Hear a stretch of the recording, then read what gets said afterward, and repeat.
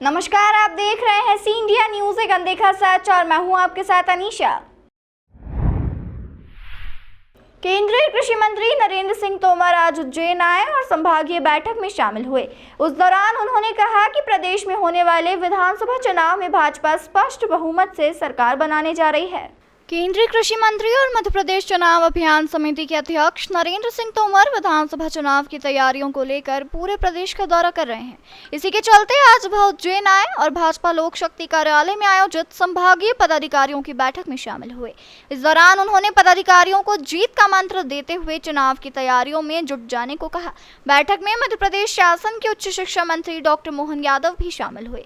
यहीं पर मीडिया के साथ बातचीत में तोमर ने कहा कि प्रदेश में भाजपा ने चुनाव की पूरी तैयारी कर ली है और स्थानीय से लेकर प्रदेश स्तर तक की समितियों की बैठक आयोजित की जा रही है। आपने कहा कि प्रदेश में भाजपा सरकार द्वारा किए गए जन कल्याणकारी योजनाओं का असर साफ दिख रहा है और जनता आशीर्वाद देने को तैयार बैठी है।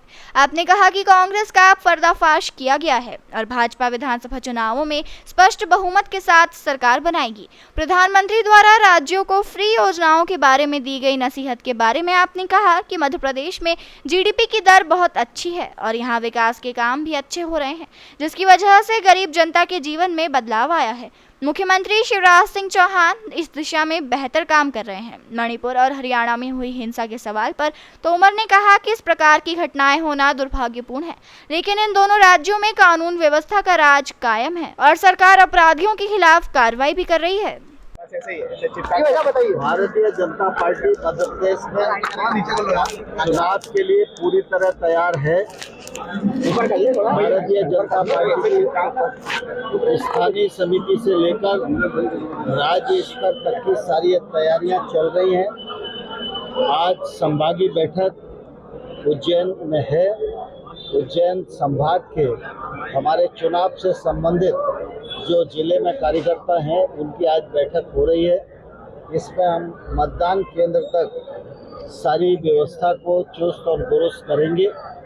पूरे प्रदेश में भारतीय जनता पार्टी की सरकार का जन कल्याणकारी योजनाओं का असर है। उनके कारण जनता आशीर्वाद देने के लिए पूरी तरह तैयार है। कांग्रेस के झूठ का पर्दाफाश हो गया है। 2023 में भारतीय जनता पार्टी कांग्रेस को परास्त करके बहुमत की सरकार मध्य प्रदेश में बनाने में सफल होगी। मध्य प्रदेश में शिवराज जी ने लाडली बहना योजना शुरू करी है, जो महिलाओं के खातों में 1000 डाल रहा है।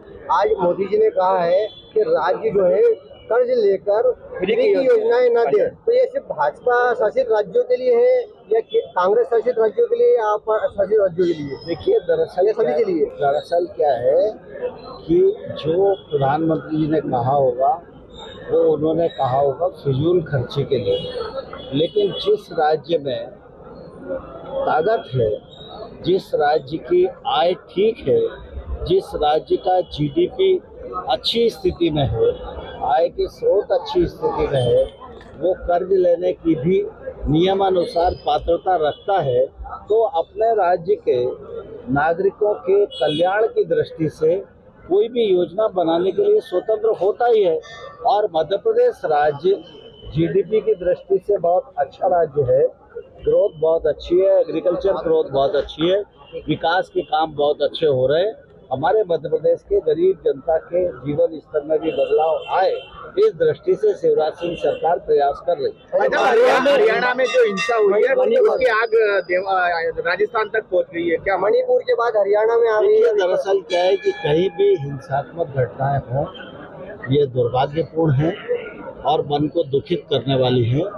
लेकिन आप इस बात को भलीभांति जानते हैं, हमारे देश में मणिपुर हो या हरियाणा हो, यहाँ पर भारतीय जनता पार्टी की सरकारें हैं। कानून का राज कायम है और सरकार कानून के मुताबिक अपराधियों पर कार्रवाई कर रही है। उज्जैन से संदीप पांडला की रिपोर्ट। तमाम खबरों के लिए जुड़े रहिए हमारे साथ और देखते रहिए सी इंडिया न्यूज एक अनदेखा सच।